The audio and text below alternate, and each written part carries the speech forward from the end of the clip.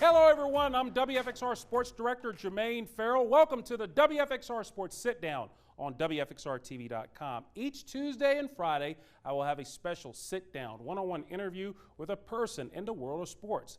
It is our commitment to bring you a special look at these people and share their stories with you on WFXRTV.com. Again, thank you so much for logging on to WFXRTV.com for the latest edition of the WFXR Sports Sit Down. Enjoy. All right, folks, again, another edition of the WFXR Sports Sit Down on WFXRTV.com. And I tell you what, I know great people out there in the sports business, and this person is no exception. I've known her probably, I would say, 8 years maybe. I think first time I saw her was on the sideline covering a EC Glass Heritage football game. But this young lady, hey, got to do my research, as they say. But that golden voice, this young lady spent a lot of time in the Roanoke area. She worked at WDBJ, amongst places. East Coaster, she's from Maryland, the Queen of Maryland, my cool compadre, depending on how you say it, Karen Loftus, who currently is weekend sports anchor at our sister station, that's WFLA in Tampa, Florida. Karen, how are you doing on this wonderful evening? I'm good. Thank you so much for thinking of me for this segment. I'm so glad to chat with you. Well, I tell you what, a lot of people in Roanoke, they love you and they still enjoy you. Like that one time we ran your story on Joe Gibbs, they were like, "Hey, it's Karen." So it's good stuff. Oh, I miss Roanoke for sure. I get up there. I was actually just up at the lake. I still go to Smith Mountain Lake every year with my family. So I miss it. I love the mountains, love the Roanoke area. Good stuff. Something that's interesting, I saw this on your LinkedIn page. It says, it fits you. It says, tell me what it says. Good deal. Okay. I haven't used LinkedIn in forever. Okay, this is what it says. It says, highly motivated and reliable sports anchor / reporter host for more than 10 years of experience in the sports broadcasting industry. Experience covering NBA, NFL, SEC, ACC, NASCAR, Major League Baseball, PGA, and prep sports. Strong work ethic, quick on my feet, engaging storyteller, positive attitude, and desire to continually improve. If that's not Karen Loftus, I don't know who is. Well, thank you. I worked really hard at one point to come up with the specific wording for this LinkedIn profile. That was pretty cool. So let me ask you this. You know, I mentioned Maryland, and I think you said you're from the Frederick area, but where exactly are you from in Maryland? Mount Airy. There you right go. Off of Interstate 70. So if you're going from like Baltimore up to Frederick, you pass it. Small little town. Lincoln High School. Shout out. Oh, shout out to high school? Shout out. Good stuff. So where did your love for sports and sports broadcasting come from? Because obviously, I mean, heck, you do such a great job. You know your sports, but where did all that come from? Yeah, so it's one of those things where I did not come from a coaching family. Like my dad wasn't a coach. I don't have brothers. Just grew up loving sports. My neighbors up the street from me, who were brothers to me, we sort of grew up playing sports together, and I'd watch a lot of sports over at their house and watch sporting events with my dad too. So it was always at the forefront, and grew up playing sports and everything. So it was something that I always loved, and I got to University of Richmond, where I went to school, and actually went in pre-med, which is sort of a fun fact. Science and math was always super easy to me. I wanted to do something in the biology field, like marine biology or something to that effect, but not knowing exactly what I wanted to do, I went down that track first and sort of came to a point and realized that wasn't what I wanted to do. So I knew that I wanted to stay at Richmond. I didn't want to transfer schools. So I thought about, well, what do I love? What do I want to do for the rest of my life? And sports broadcasting just came to me. They had a journalism program at Richmond. So I made a 180 and went from sciences into journalism and rhetoric and communicative studies, and knew that I wanted to do TV specifically. So then once I did that, the rest is history. Since we didn't have a broadcast school, I worked on my own to do internships with Lane Casadante and Greg Burton at CBS 6 in Richmond. And that was sort of how I got started with that. You know, it's interesting. That's an interesting thing to go from science to sports. There is science involved with sports, but I did not know that. That is a big switch. I mean, that's not like going from, you know, biology to chemistry or something like that. You actually turned the whole boat around. I did. A major pivot there, but I couldn't be happier because I've always been good at writing and the journalistic aspect of it. But it's also like very out of character for me to decide that I wanted to do the TV thing because I'm just inherently an introvert. And I don't know, maybe it was just part of it that was a challenge to me, that it was, you know, makes you get out of your shell to be able to talk to people about sports on such a big platform. No, it's interesting you mention that because a lot of people, they see an on-air persona, but then they kind of keep to themselves, which is, you know, that is a interesting trend there because, you know, I mean, you know me, I mean, heck, I think what you see on air, you see out there. I'm basically, I love going up there, hey, how you doing, you know, and all that. Whereas there's not a lot of people are certainly on air, but then, yeah, once they get out in public, they want to keep to themselves, all that. I'll tell you a quick story about you real quick. I remember, and we were actually, my wife and I, we were heading to the gym. I think it was Bolt's Gym, which was over in Southwest Roanoke County. And I passed right by you, and I'm waving, hey, and I think you were just in the zone. You were like, hey, I got to go to the next one. You were in the zone, kid. Probably. I don't recall this. Was I going to the gym too? You were leaving the gym. We were going to the gym. Which is okay. It's all good. And the reason I knew it was you, because I think you were wearing like a hat. And then at the end, it's had like the University of the Maryland State logo and like shaped like a crab or something. So. Oh, the sticker on my car. I have a Maryland sticker on my car, maybe. It's the shape of Maryland, and it has the Maryland flag. The Maryland flag. So maybe you saw that. Well, speaking of Maryland, your first job was at the time, WHAG, which is now WDVM, which at the time was not a Next Star station. Now it's a Next Star station. You were there for about 5 years, and you moved up to being sports director. How did you get that gig there? I mean, because obviously you had to have a reel. So how did you get that gig there? Oh, my goodness. So that was quite the process. So through my internship with Lane, Lane and Greg really helped me put my first reel together. And Jory Rand, I don't know if you know him, he was a sports anchor reporter at the Fox station in Richmond, and he helped me a lot too. And they both took me out and helped me do my stand-ups and put my reel together and gave me feedback. And they sort of kept an eye out for me as far as openings and stuff. And Jory actually told me about the opening in Hagerstown because one of his good friends was leaving. And he's like, you'll be perfect. That's where he started. And he said, it's a perfect starter market. It's home for you. This is an amazing opportunity. So he told me about the opening, and I was able to get the job as the number 3 there. So my first job was in Hagerstown, Maryland, starting off as the number 3, which I sort of in my head, you know, a lot of people go to get their master's and go to grad school for broadcast journalism.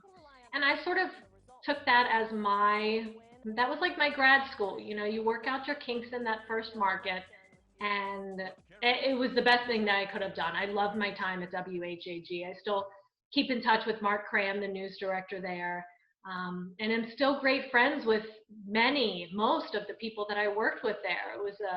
It was awesome. I had a great experience there. Do you still have your original resume reel? Yeah, probably in a VHS somewhere. Goodness. Oh my gosh, that was, yeah. Do you remember that? I mean, I'm dating myself, but whatever. VHS, yeah. I mean, I'll tell you what, when you send out resume reels, this is the crazy thing. I mean, I got my first job in 2000 and in broadcasting. And the funny thing is, those resume reels, they're expensive to mail out because they're heavy. It's not like a DVD, which when we moved to DVD, it was easier. Now you just email a link, so it's cheaper. Yes. But back then, I mean, you're right. And and here's the kicker.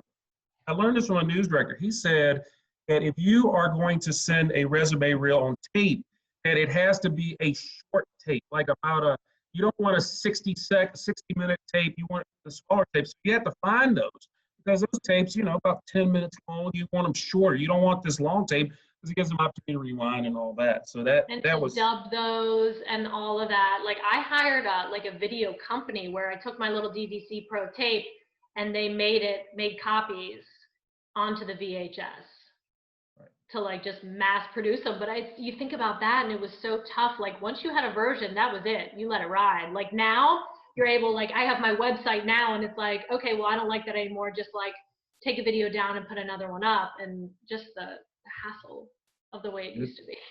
Good deal. So after your 5 years at WHAG, you came to the Star City, worked at WDBJ. You were there as the weekend sports anchor for nearly a little more than 5 years. Now, how did you get that gig? How did you end up here at the Star City? It was funny, and this is one thing that I've said through my whole career. I've ended up with jobs in markets that I never really had on my radar. I grew up going to Smith Mountain Lake, so I knew about Southwest Virginia, but really didn't know anything about Roanoke. I didn't know what sports they covered there. I didn't know anything about the market as it pertained to sports. I always had in my head that, well, of course, my first job was in Maryland, so my second job is going to be in Richmond. I went to school there. I know the people there. It's just a logical next step. And I was so focused on going to Richmond as my next step, or somewhere in Virginia, because I didn't want to go too far away. And I said, what the heck, TV, I got on TV Jobs and I saw that DBJ had an opening. So I set my stuff down there, my tape, my DVD, whatever it was.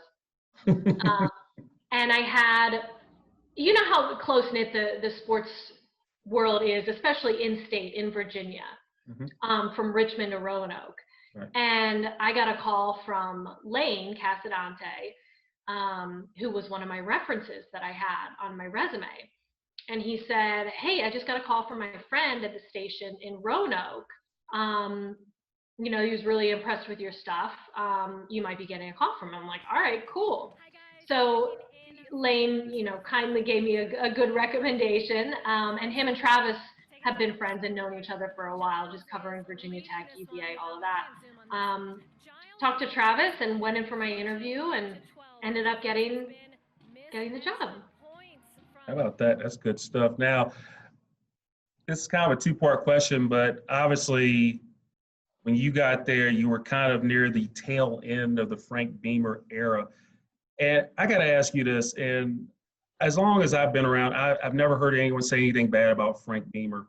Just talk about, covering Coach Beamer and, just how he was as a person, particularly to you, because I know you and him had a great relationship as well. He's my favorite person ever. I've covered a lot of great coaches, and a lot of coaches have been wonderful to the media. But he's just by far and away just a class act, kind, generous. And it's just that different generation of coaches and their relationship with the media, where he saw the media as his friends, and he treated us as such. And he was an open book with us. Always stop to say hi. You see some coaches and they look the other way or pretend they don't see you because it's the media, and the media might have a bad rap, or they think that they're going to burn you or try to figure out some scandal that's going on. Coach Beamer was just the kindest person. He would go out of his way. He would stop what he was doing to stop and say, hi, how are you? And even ask something that he knew was going on in your life. And even Shane Beamer too, even his son, the whole family, and Cheryl, his wife. I mean, they knew us by name, and it was just such a heartwarming thing to be able to cover such a well-respected coach, and seeing how he handled the program at Virginia Tech, seeing how the players reacted to him and responded to him. They just had a good thing going there, and that was one of the things that I loved about it. I mean, I loved covering Virginia Tech football because of Coach Beamer. This thing about Coach Beamer, you mentioned this before. My wife Yolanda and I, we went into Beamer's 25. He was in there with Cheryl and the grandkids and everything, and no one even noticed he was in there. And then we walked past him, and he says, "Hey, Jermaine, how you doing?" And then everybody noticed it was Coach Beamer. Right. And again, it's like you said. I mean, he remembers people. I mean, if he knows who you are, he will remember you. I said, Coach, can I get a picture of like you and Cheryl and myself and Yolanda, my wife? And he took a picture with us, and it was just awesome. But another thing with Coach Beamer, I got to ask you: do you remember the first time you met him, like your first interaction with Coach Beamer? think so. It was probably, I'd like to say the first couple times I went up there, because I started in the fall. I started in September, and so that football season had already been started. I want to say I went up there with Travis, because, you know, for like the first week or so of your job, you sort of shadow somebody. I want to say that I went up there with Travis and he introduced me to him. But it wasn't anything crazy, memorable, or, you know, anything. Or maybe I'm just old and don't remember that far back. Hey, I tell you what, you young, you got it going there. But I got to ask you this: in the little more than 5 years you were at WDBJ, what's the biggest event or memorable event that you covered while you were there that stood out to you? Ooh, I would say the Sugar Bowl. Virginia Tech and Michigan down By the way, in New Orleans. Danny Cole caught the ball. Danny Cole caught the ball. There you go. Thank you. I was standing right there. Now we can move on, but how to get that out in the universe. Danny Cole. So yeah, that was the most fun event that I covered, and probably to that point the biggest thing I had covered in my career. It was one of those where we just blew it out. I mean, it was a BCS bowl, you know, and that was sort of a thing, and that was, you know, just such a high profile game. They sent probably 6 of us down there. I just remember thinking how cool it was, the resources that they gave us. They sent Sam in a live truck. They sent Andy May as a photog, Karen Kiley as a news reporter, and then me and Travis. And then Tim Wright also, who was another photog, extra hands there. Sent all of us down there, and we just covered the heck out of it and had a blast. And it was one of the most fun trips, but it was also one of those first moments where I got to cover something that big time and have that many resources at my disposal to cover probably the biggest event, like I said, to that point. Awesome stuff. Now, a lady that I interviewed, her name was Denise Membreno, who worked at Channel 7 from the late 80s all the way through 2000. She was the first woman to be a sportscaster full-time at Channel 7, because at the time Channel 7 had 4 sports people in their department. She was one of them. And of course, during the time you were there, I mean, obviously we had Kevany here with us. We had Alyssa Ray, Kevany Martin with us here. Alyssa Ray was at SLS. So you three were like the 3 musketeers. And at that time, you were 3 of the 5 women to have worked to be sports reporters, anchors in Roanoke. I just gotta ask you, first of all, you know, what's it like to be a part of that group? And number 2, just, you know, because it seemed like there was a sisterhood with you and Kevany and Alyssa. You 3, I mean, it was so neat to see all 3 of your careers blossom to where, like, Kevany's in Las Vegas, you know, Alyssa's in Raleigh, you're in Tampa.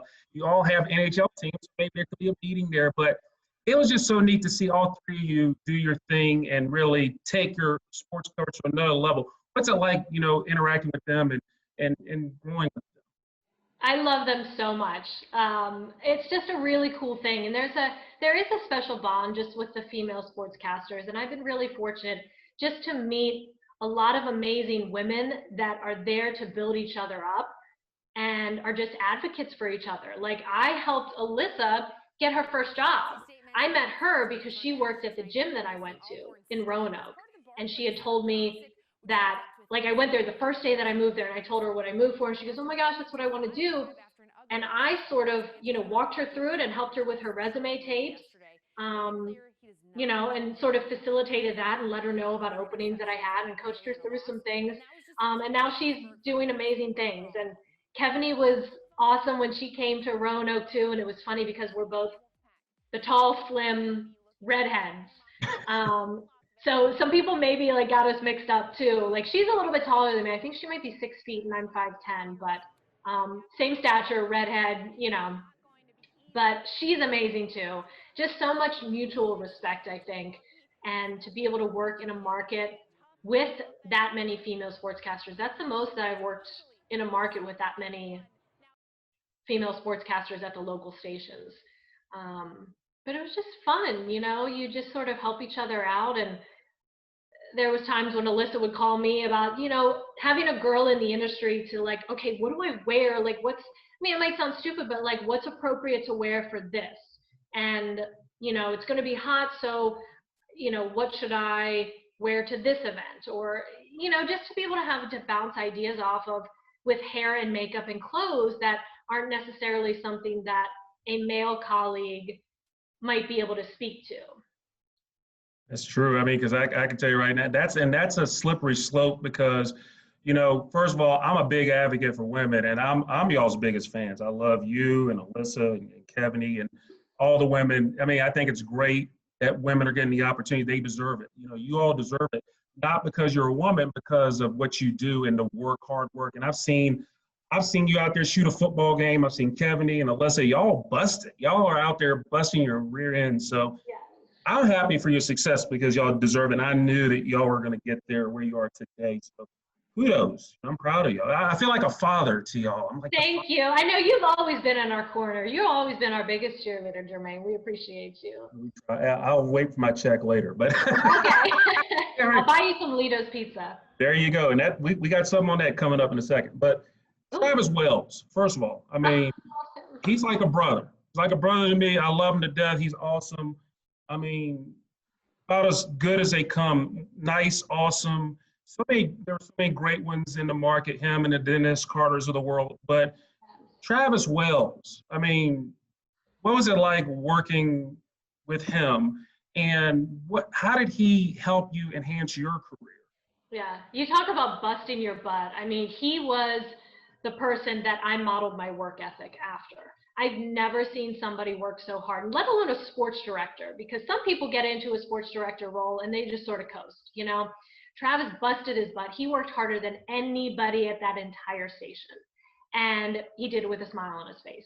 Never had a bad thing to say about anybody, always got his work done, always hustling, always working to do more than what was expected or what was required. And I always admired that about him. And I still say it to this day that he is one of the kindest people and one of the most hardworking people that I've ever had the pleasure working with, working under, and working for. He's just a good person, and his whole family too, like Chandra and Braden and Meredith, like, and his dad too. I mean, his dad and his mom and the whole family. Like, I love all of them, and still keep in touch with Let me ask you a question with Papa Wells. Do you get Troy Wells? Yeah, do you get the men handshake too? The mints, yes. At one point, I was like, I had stockpiled those. He rolls up, Karen, he rolls up on me and, you know, he says, how you doing, Jermaine? And he shakes my hand. And then break down what was I'll tell you a funny story real quick. So I'm covering their game at it was Lower Bottom. And I sent someone out to shoot the game, looking at the highlights, and I said Meredith Walls, which they, you know, you get the shot sheet, you don't look, Meredith Walls. So I looked at it, I said, hey, Meredith Walls, but I went with Walls, and, you know, I was an idiot for it. I get a text from Travis, I said, yeah, that Walls player is pretty good. And I said, oh, yeah, Meredith. So I said, I got to make it up to him. So the next time I covered one of Meredith's games, I said, and here is Meredith doing it and doing it and doing it well. And Braden didn't know what I meant, but Chandra knew and Travis knew because it was referencing LL Cool J, doing it and doing it well. Right, so they went with that. But yeah, they are. And then one time Braden told me in front of Travis, he said, Jermaine, you're my favorite sportscaster. I said, wait a minute, you got your dad there. After your dad, like let's set that straight. Yeah, and I tell you what, it'll be neat covering him because, you know, he'll be pitching and all that stuff. So he'll be awesome. I gotta ask you this, and first of all, I know it was hard on me, but I couldn't have imagined what you guys went through at Channel 7 in August of 2015 with the tragic death of Adam Ward and Allison Parker. And the irony is, my first day at work at WFXR was the day of the shooting because people were calling me up saying, are you okay? And my phone was blowing up. I'm on a plane. Everybody's like, you okay? You okay? I said, yeah, I'm fine. And then when I saw it and I saw what happened, and I was like, oh my God. So I just couldn't imagine because the first thing I went to do, I got off the plane, the airport's right by your station. I went over there and I said, hey, if there's anything I can do, you know, I just got to ask you, with this tragedy and two good people, you know, it's 5 years later, and talk a little about how you handled the tragedy then, and I know it never goes away, but how are you dealing with it now, today? Yeah. I mean, it was horrible. And I have to talk about it, like I have to compartmentalize it and just sort of talk about it very factually. Um, it was surreal, and you just never think that something like that would happen. And there were so many moments that you're just sort of like in disbelief about it. Um, but we just had such a close-knit group at the station that it was just so much leaning on each other and only wanting to be around each other because you just knew and you knew them. And, your heart just breaks for their families. And like Melissa and Chris Hurst, um,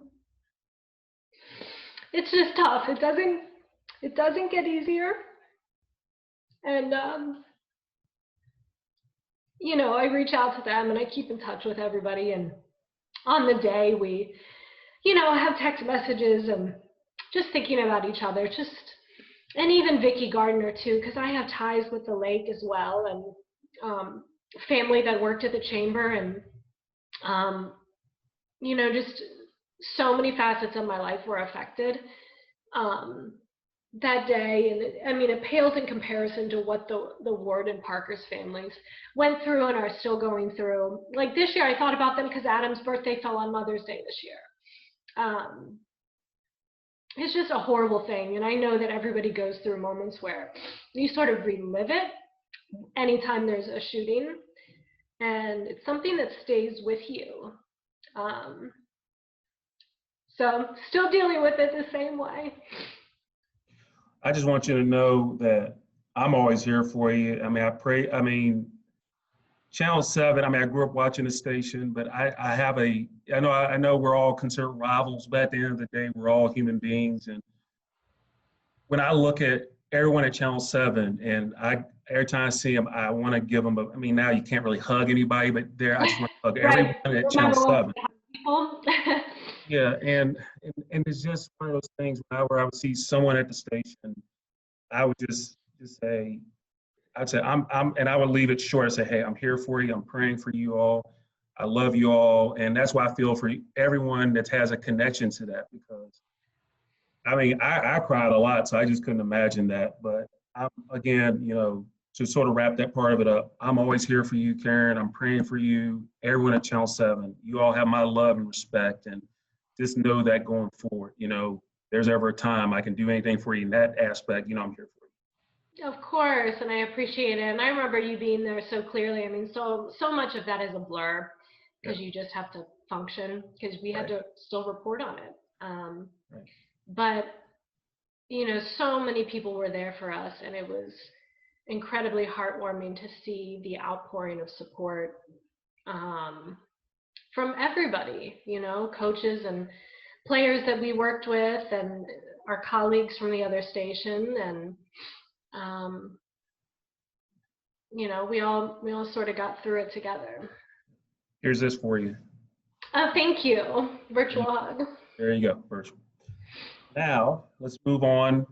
After obviously you leave Channel 7, you go down to New Orleans. You're the Bayou, baby. New Orleans, down the Bayou. WGNO. And you were there for 3 years on the dot, roughly. Started there January 2017, left in 2020 this year. First of all, how did you get that job? Because that's a neat little position. That was a what position? No, I'm saying that's just a neat spot to go. Oh, yeah. Yeah, so just looking for a change after Roanoke, and I really wanted to go to a big market where it was a nationally visible market and they had professional sports. I had covered so much college sports, which I loved covering the ACC, but to get the opportunity to cover NFL, NBA, and the SEC, which at that point was exciting in itself. And then everything that transpired the 3 years that I was there was just absolutely incredible. The stuff I got to cover in New Orleans, from the Saints getting winning records after 7-9, 7-9, 7-9, amazing draft class, LSU's first draft class. I got to cover the NFL draft. to obviously up towards more recently, Zion Williamson, and then LSU's run to the national championship. I mean, it was just an amazing opportunity to work there, and the stuff that I got to cover was what was all time, once in a lifetime. It had to be neat to be down there during those times because, you like I say, you covered LSU winning the national title. You had Zion and you had Drew Brees and all that. And so it had to be a neat thing to cover that. Now, one thing, and I use this, I told you this before, I've used this as an example. Your segment, Pizza in a Playbook. First of all, I got to ask you, as many of those you did, I'm surprised you're not as big as I am, greasing you through the door, because that was a lot of pizza, I'm sure you guys went through. It was a lot. We shared it, though. I gave a lot to my guest, and I had like 1 or 2 slices, and then I give the leftover to our photographer or the guest. Good deal. Hey, sharing is caring, as they say. How did you come up with that idea? Because I use it as an example to people I know that are young in the business. Hey, look, I'll show them there. I'll use a Karen. It's funny. I'll use a Karen Loftus example, a Karen Kevin Barton example, and a Alyssa Ray example. I use you all three because y'all are the go-to. But I use this example that people say, hey, this is creativity. Where did you come up with Pizza in a Playbook? Honestly, I tell people that this was like the best idea I ever came up with. So when I got to New Orleans, I sort of realized my role there. It wasn't going to be a ton on camera, and we had a very unique news broadcast called News with a Twist. So I thought, I really want to come up with something where I can be featured on a regular basis in our newscasts with something that's sports, but also sort of fits with our unique News with a Twist. And I selfishly wanted to try all the pizza places in New Orleans. Everybody's like, well, pizza's not like a New Orleans food. And I was like, I don't care. Pizza's what I like. I'm sure there's a ton of pizza places in New Orleans. So I thought it was a really good thing to, and I remember this so vividly, like brainstorming this idea within the first week of me getting down there and coming up with the exact pitch to my news director and having it all outlined as in guest, restaurant, and had 12 lined up that I knew I could get to start off, to really get the series off the ground. And I thought it was just a really good opportunity for me to, it was also an opportunity for me to meet the coaches and players in the area, to get me out there and start forming relationships on my own. Show off my personality, let the viewers get to know me in a more candid setting, but also the same for the guests, something that's not a post-game interview and not necessarily some serious feature about how they battled back from adversity, just fun. And it was just a really neat thing that I came up with, and it was great because I did a lot of Pelicans coverage when I first started. Nobody really cared about the Pelicans there, and I saw an opportunity. I was like, y'all got an NBA team, like why is nobody covering them? So I wanted to go to all the games, so I went to all the games and got to know Coach Gentry, and Alvin Gentry was my first guest, and it was fun to see how it transformed. He was sort of the guinea pig about how I wanted it to be shot and sort of the flow of it, and how I wanted them to be edited. So shout out to Coach Gentry. Thank you for being my first guest. So I hope to do it here in Tampa once pandemic, obviously. Hopefully it calms down. I would love to start it here too. That's awesome stuff. One other thing that's neat, and it kind of had a local connection with one of your pizzas in a playbook. You interviewed Trey Edmonds, who was with the Saints. Yeah. And that now you talk about a connection there. You covered him at Virginia Tech, and now you had opportunity. How fun was that? I'm sure it made you feel comfortable that you had to report with. Yeah, and that was cool too, because we've been knowing Trey since Danville, like since his entire family, since high school. So I knew him and his brothers. And then when he was in the Saints practice squad, he came down for training camp, made the team. And he was one of my first guests too. And I just sent him a text. I said, hey, Trey, you want to be on this segment? You get some pizza and we're just going to chat about stuff. And that was fun just because, for both sides, you're going to get the best stuff and most candid when you already have a rapport with somebody. So that was fun to have him on there, and I know he enjoyed it too.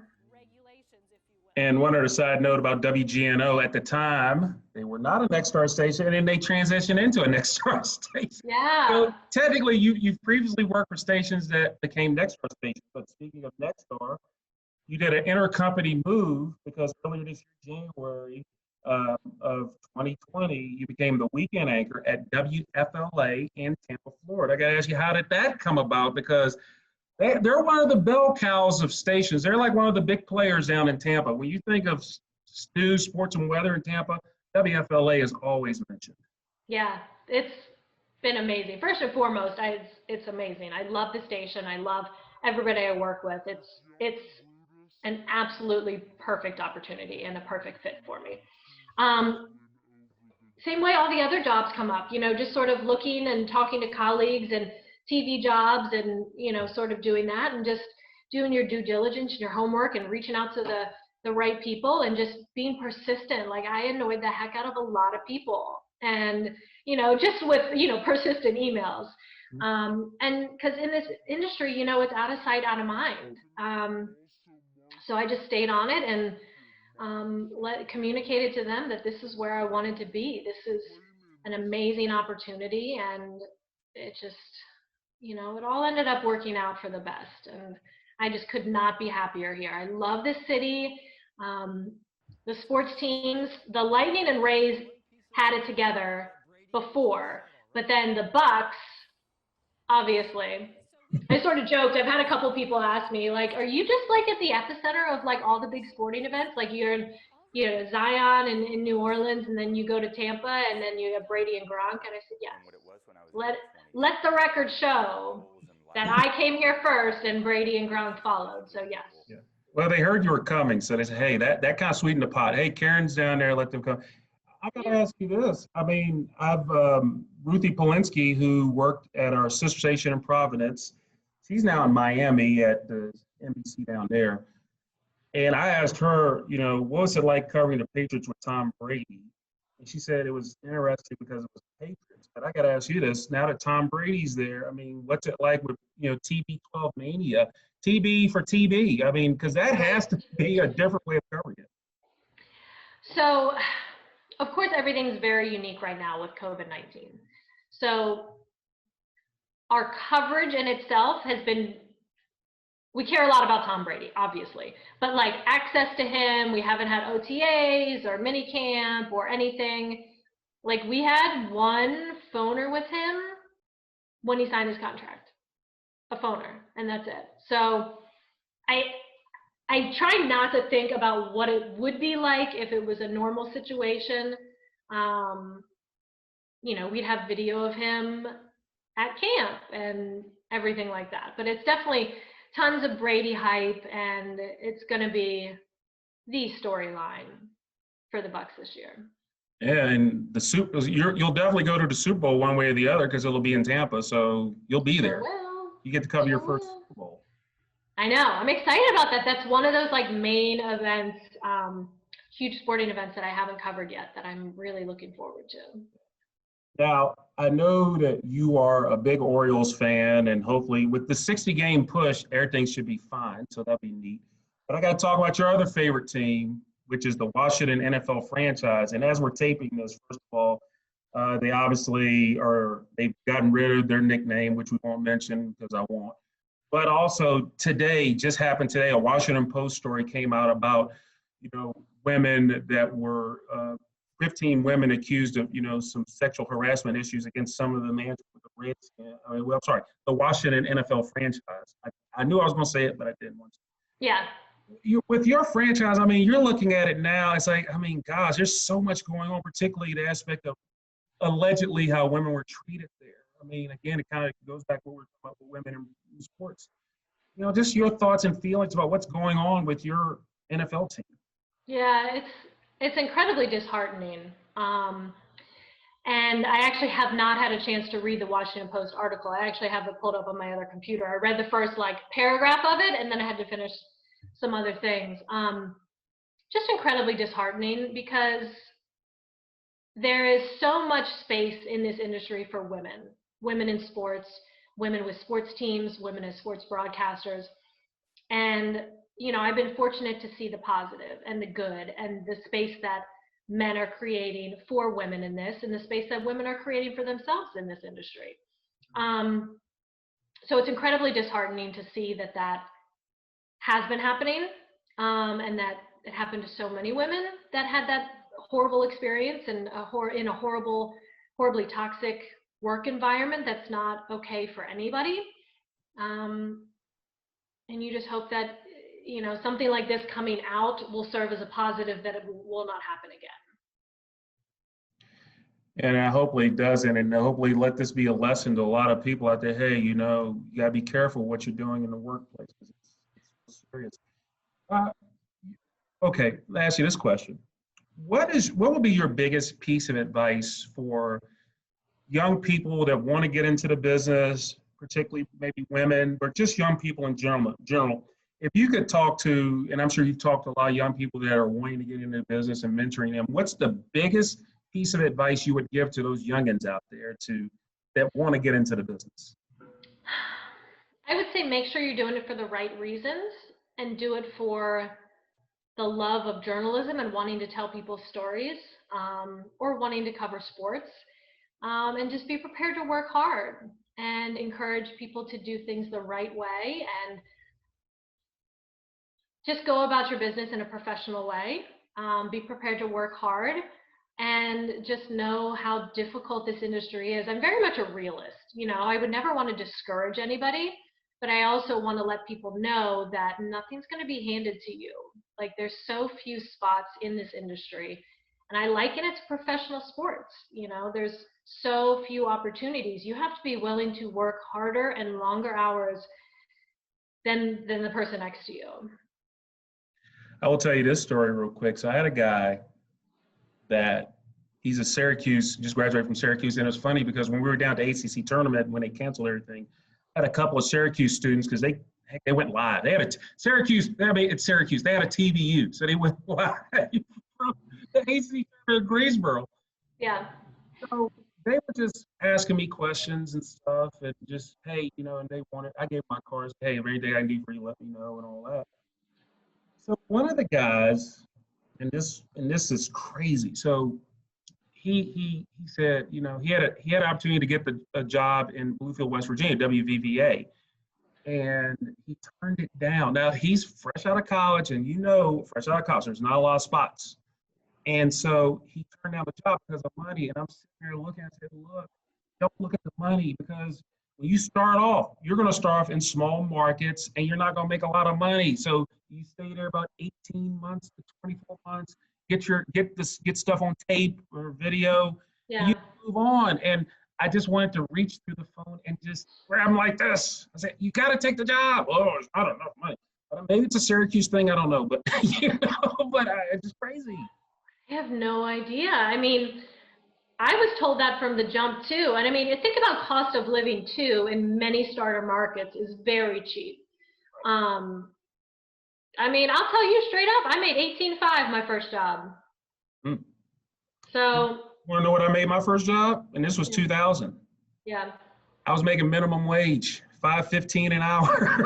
I didn't break it down to what it was hourly. I feel like that would have been awful. But like I was paid hourly, but you had a salary in your like contract. So. Yeah, but yeah, I was a production assistant at the ABC affiliate in Lawton, Oklahoma. But luckily, I was getting my GI Bill money. Otherwise, that $5.15 an hour is like gas money. Yeah. And it was I got 40 hours a week, nothing more than that. So just imagine that. But it was just crazy and all that. So it got some fun for you now. It's called Ferrell's 5. I got 5 questions for Karen Loftus. She is making it happen in Tampa at our sister station in WFLA. First question, what's your favorite color? Green.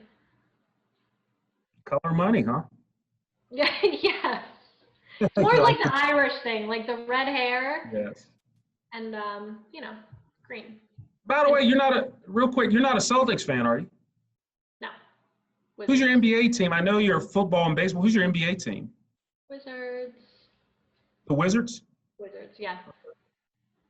By the way, Eric Johnson, who's in our market, he loves Gilbert Arenas. He thinks Gilbert Arenas is better than Kobe, but I don't know why he would think that. But there you go. Wizards fans are delusional. Not like you, but there you go. Okay. You're a workout queen because I see your videos out there running and pushing lumber or wherever else out there. What's your favorite song to play while you're working out, whether you're running or doing whatever, and why?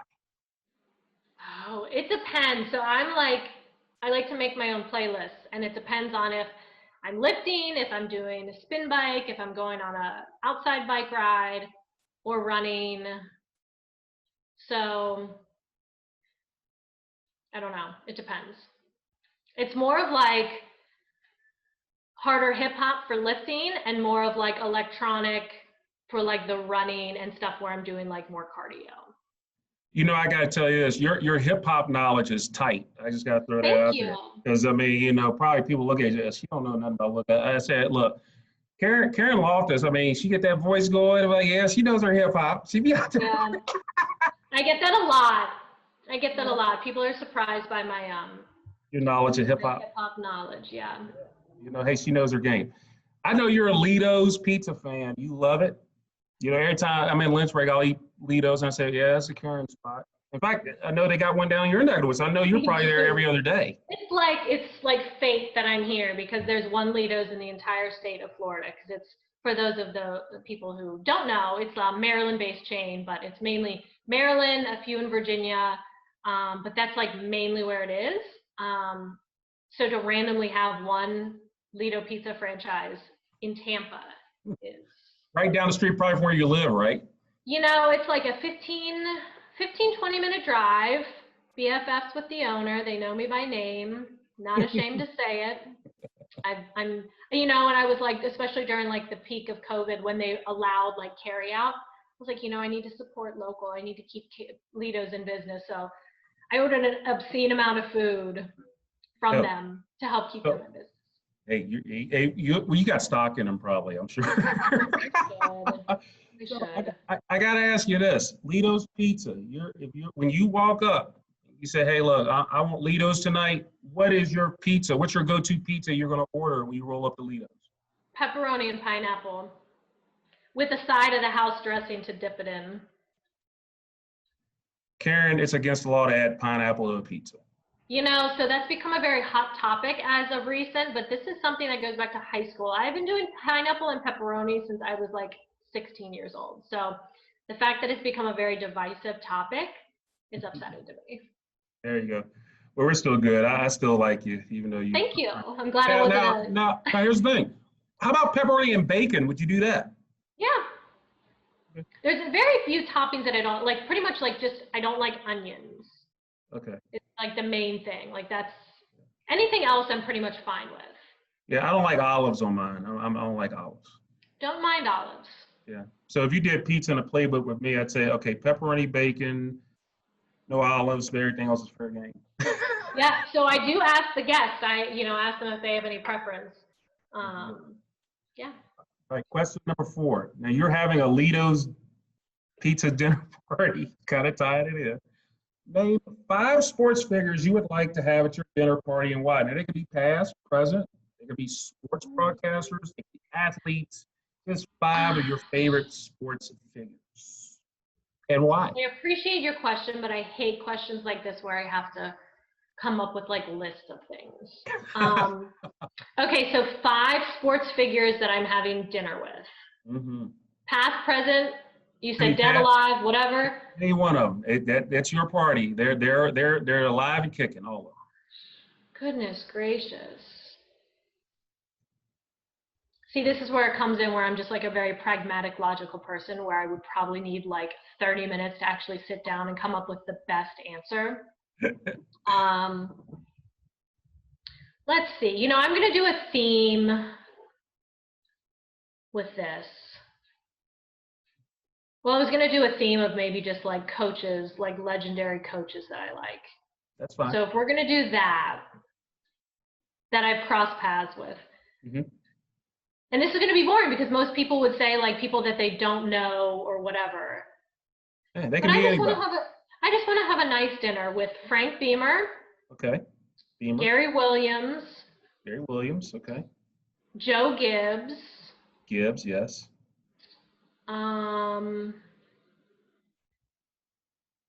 Dang, those three were easy. I feel like I'm just like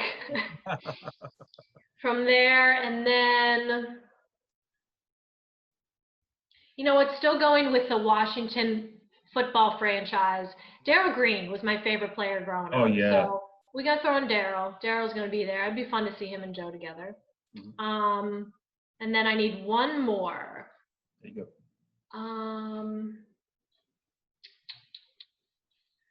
Trying to go through all the sports in my head, make sure I cover my bases here. Oh, Cal Ripken. I like Cal. There you go. I like so that. So some Maryland ties, some people that I've met, some people I haven't, Yeah. Let's go with that. I'm happy with that. That's a good list. So you got Frank Beamer, you got Gary Williams, who was a former Maryland. Ohio State, Boston College, and Maryland coach. Of course, that's your connection. Yeah. Joe Gibbs, who's known now more as a NASCAR owner. He's great. I interviewed him for the first time, and it was like the best interview of my life. Yeah, and what's neat about him?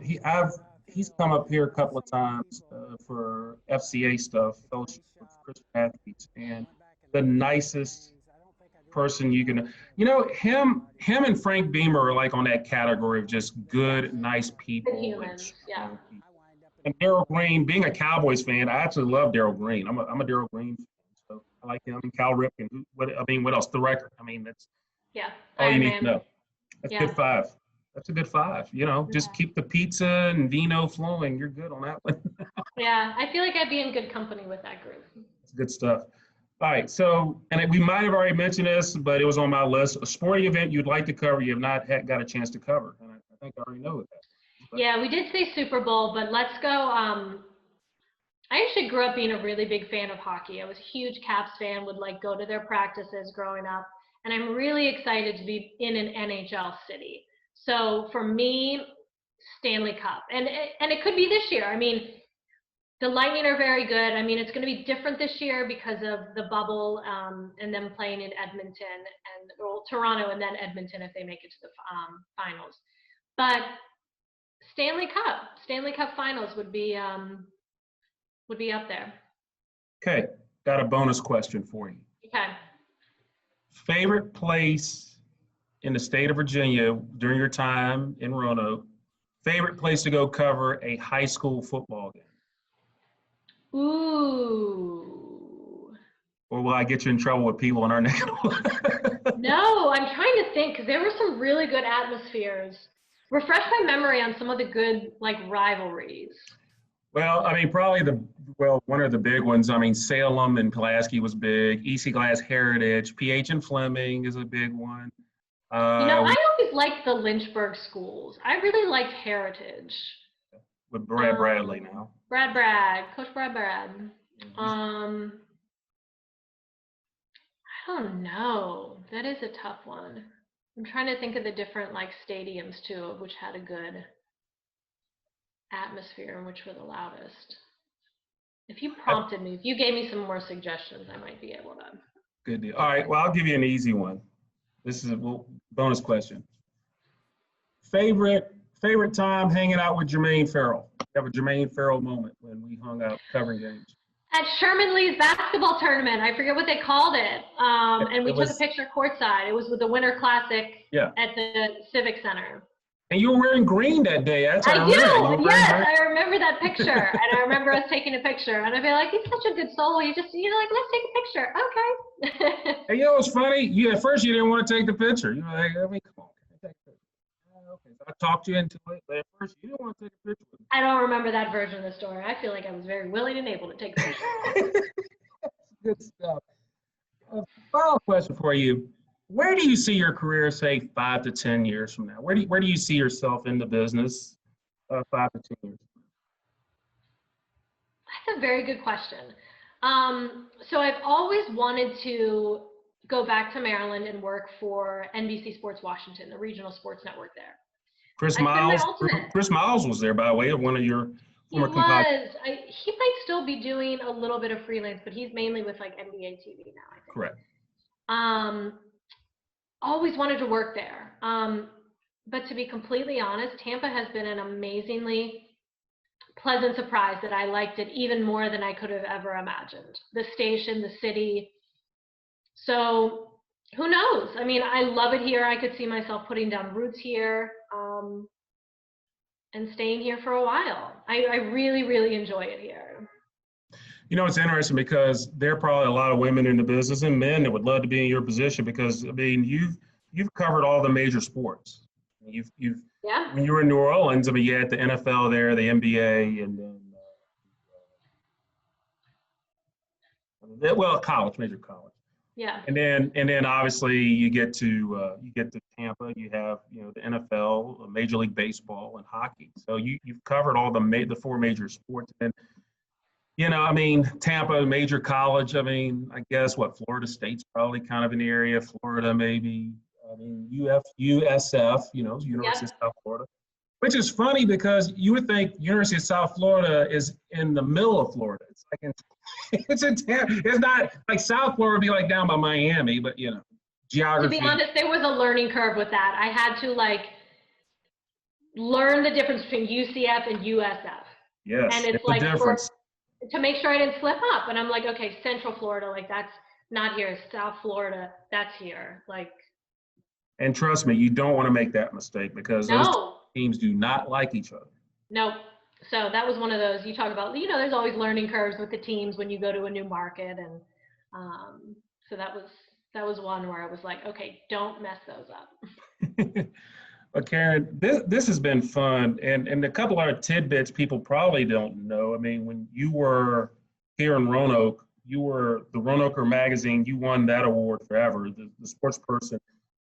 TV sports person getting it across the best. I mean, you were winning that thing every year.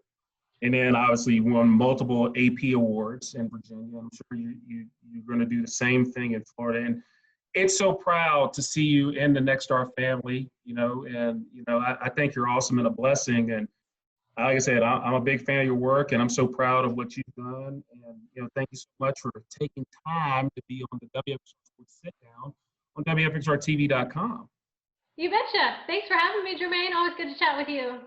Good deal. And of course, fun times with Karen Loftus. And thank you so much for checking out this edition of the WFXR Sports Sit Down on WFXRTV.com. For all the latest news, weather, and sports, there's only one place to go. That's WFXRTV.com. Also, download the WFXR News app. More good stuff. We are here to hook you up with the good stuff on WFXR. Again, thank you so much for watching the latest edition of the WFXR Sports Sit Down on WFXRTV.com. I'm Jermaine Ferrell. Hope all of your teams are winners. Have a wonderful and blessed day, everybody.